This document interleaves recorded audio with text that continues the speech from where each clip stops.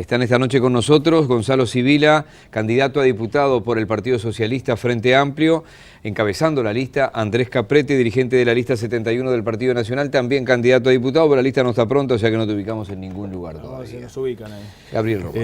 Exceso de gasto, exceso de funcionarios de confianza, decía Andrés, despilfarros, ineficiencia a la hora de gestionar los recursos del Estado. Sí, ese es un caballito de batalla de la oposición en estos años, ¿no?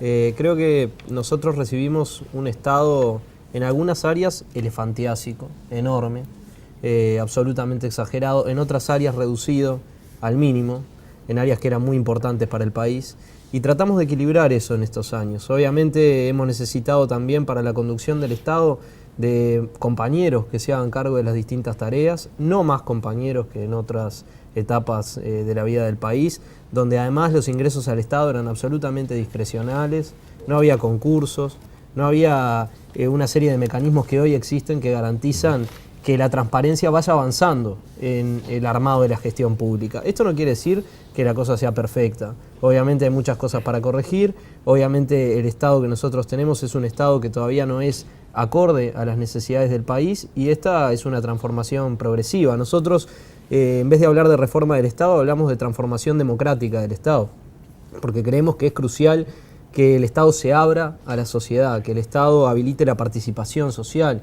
que el Estado no solamente gestione con más eficiencia, sino que además haga partícipes a los ciudadanos de las decisiones y de la construcción política. Por esto de lo que hablábamos, que es construir con todos. Nosotros no somos partícipes de la idea de que hay algunos políticos profesionales que gobiernan y una sociedad que mira por la ventana esos procesos, sino que entendemos que la política es una construcción colectiva en la que también se necesitan saberes técnicos, saberes especializados, gente que obviamente se dedica full time a estas tareas, pero la construcción tiene que ser una construcción abierta y la transformación del Estado también pasa por ahí. Si hablamos de eficiencia, creo que hay que medirla en función de los resultados.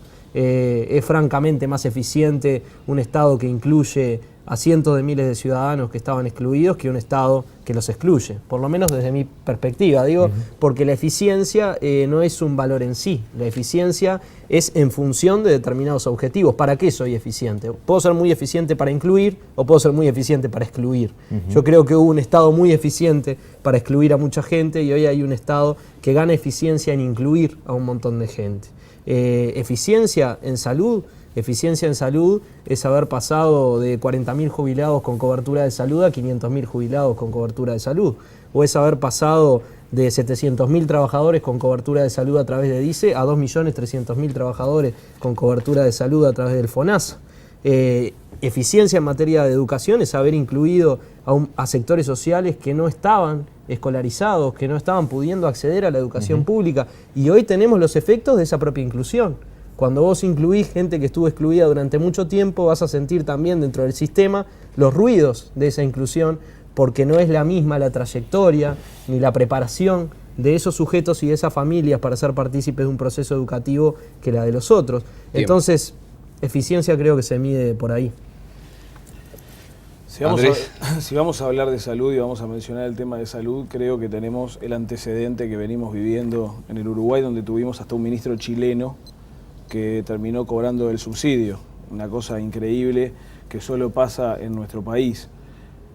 Todavía vemos, y nos pasa cuando uno recorre el interior, que se encuentran lugares donde todavía no hay ambulancias, no han llegado las ambulancias. No podríamos contar inclusive las peripecias que se hacen con las ambulancias en ACE, por los cuales, entre otras cosas, hicieron las denuncias en el Senado, en la interpelación que hizo el senador Heber, donde habían coimas de por medio, sobres, el caso del señor Silva y el famoso Toshiba, por los cuales terminaron los dos procesados y uno con prisión, con Buena Estrella, Clanider, despilfarros de plata que se ha ido a través de hechos de corrupción, sindicatos que han avalado eso. Hay buenos sindicatos, lamentablemente el de la salud está conducido por gente quien protege a los que cometen estos hechos de corrupción y no los ayuda a los que realmente denuncian este tipo de temas, presiones, amenazas. Y un caso, si quieren, ejemplificante de lo que está pasando en la salud hoy, ACE compra medicamentos, por ejemplo, por $74 millones y no hay un inventario ni siquiera en la salud de qué sucede con esos medicamentos. Nadie sabe a dónde van, no hay una trazabilidad del medicamento, qué es lo que sucede, y por eso cuando uno recorre la feria de Piedras Blancas o recorre algunas ferias ve los medicamentos ahí. Claro, si no hay trazabilidad ninguna a través de ACE o de distintos organismos que hay. Creo que se ha hecho una pésima gestión en la salud, que tiene un enorme presupuesto de casi 800 millones de dólares y tiene 300.000 personas menos. Y acaba de vivir un proceso bastante interesante donde se acumulaban antes las personas en las colas de las emergencias médicas que los llevaban las ambulancias. Luego vieron que estaban quedando medio pegados y decidieron pedirle a las ambulancias que trajeran solo a los más graves a las puertas de las emergencias. Y empezó a suceder de que las emergencias móviles perdían plata, hubieron quejas a nivel de la salud, entonces decidieron volver al sistema de las colas en las puertas de emergencia. ¿Saben cómo se solucionaron las colas en la puerta de emergencia? Como hizo en el Maciel, que hicieron un sumario para 25 personas y se destituyeron a 5 que no cumplían con el horario de trabajo donde tenía que estar. Ni les digo de las coimas que hay en ACE con respecto a lo que fue las contrataciones de Buena Estrella, que la gente por suerte conoce y ha visto. Entonces, esto no es una buena gestión. Esto es una pésima gestión de la salud, que no repercute en aquellos que puedan pagar una mutualista privada y que pueden ir a un seguro médico. No, esto repercute en los más humildes del país. Repercute en aquellos que van a salud pública. Repercute en aquellos que son los más desposeídos del Uruguay. Entonces, no podemos decir que a nivel de la salud hay una buena gestión. Tenemos que corregir esto. ¿Se ha incluido algunos? Sí, es verdad, se ha incluido algunos. Creo que hay que mejorar la eficiencia y mejorar la gestión que tiene. Gestión, gestión y gestión. Y en la salud es uno de los lugares donde lo vemos con bien mucha claridad. Gonzalo. Sí, a mí me produce un poco de gracia en realidad escuchar a dirigentes de partidos que gobernaron este país durante mucho tiempo hablar como que no existiera historia, ¿no? En realidad, casos de corrupción podríamos enumerar cientos, procesados cientos. Yo no vine acá a discutir de eso, vine a discutir de política. Creo que obviamente la corrupción en cualquier caso es rechazable, es deleznable, es algo que nosotros tenemos que evitar que pase. Ahora, no creo que podamos discutir sobre salud en el Uruguay sin discutir sobre el rol del Estado en materia de salud.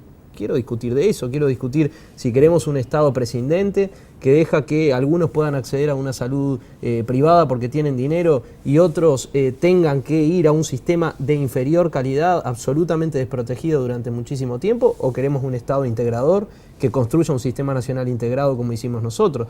Quiero saber cuál es la posición de los partidos de la oposición sobre este tema. ¿El Sistema Nacional Integrado de Salud es una construcción que debe seguir adelante o es una construcción que debe detenerse? Porque podemos estar de acuerdo en que la gestión tiene que mejorar, tiene que seguir mejorando. En eso obviamente vamos a estar de acuerdo. Seguramente en lo que no estemos de acuerdo es en el concepto, en la concepción de cómo debe ser una política de salud.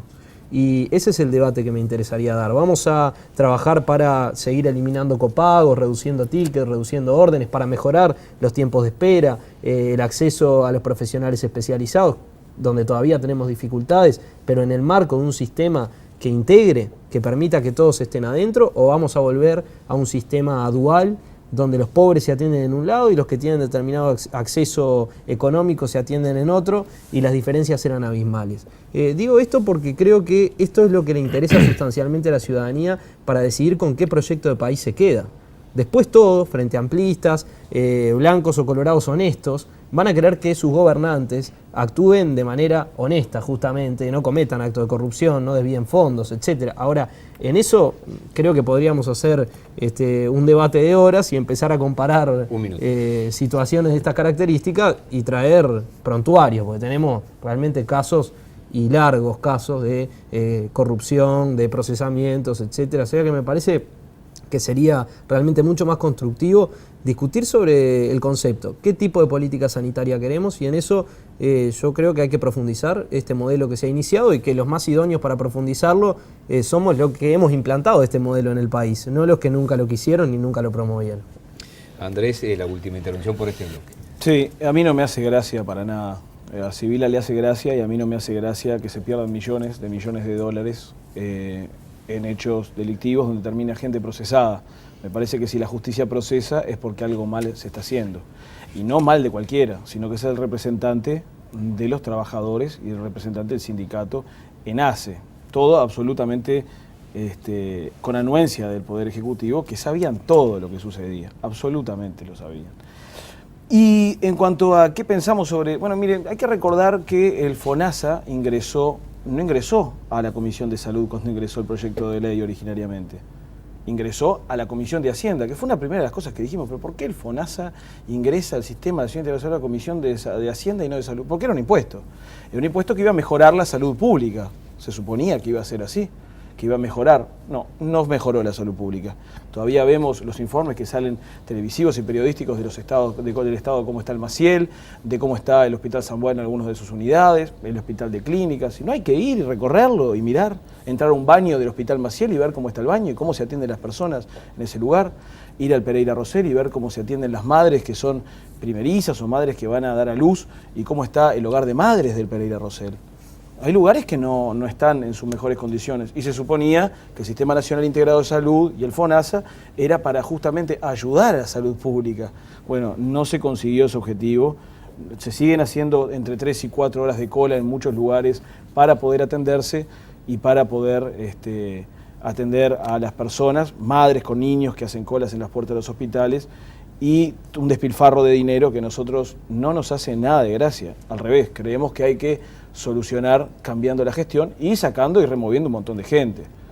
Primero, que gente que comete un delito hay que removerla de un partido. Nosotros no hemos visto que al señor Alfredo Silva lo hayan echado del Frente Amplio cuando había tenido presentado lista. Y por otro lado, destituirlo enseguida de su lugar en ACE y a los que están involucrados en esto. Hay denuncias de gente que cuenta un montón de coimas que hay adentro de ACE y todavía no vemos que haya ningún tipo de movimiento. Eso sí, el folletito de ACE, miren lo que es, ¿no?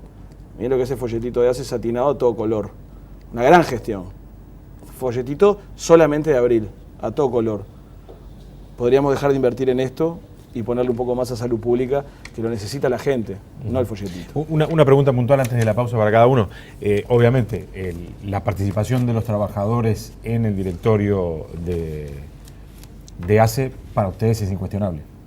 La participación de los trabajadores en la gestión del gobierno para nosotros es muy importante y la participación en ACE es importante. No podemos juzgar un mecanismo, un dispositivo de participación social por una persona, que por otra parte, reitero, no es un representante del Poder Ejecutivo, Andrés lo decía, no es un representante del Poder Ejecutivo, fue un representante sindical. Dije con la anuencia del Poder Ejecutivo. Y la anuencia del Poder Ejecutivo, si tú estás tan seguro de que esa anuencia existe, debería denunciarse penalmente a las personas que supuestamente sabían. Se hizo una denuncia penal y veremos cómo evoluciona esa denuncia, porque yo conozco muchas otras denuncias en el pasado. Estamos hablando del presente, y el muro de Berlín se cayó. Estamos acá. ¿Sabés qué? Hablar del presente negando el pasado no es hablar del presente. Siempre hay que hablar de las cosas de ahora. No es hablar del presente, porque tú tenés historia, yo también la tengo. Sí. Yo asumo la historia del Frente Amplio, de mis compañeros.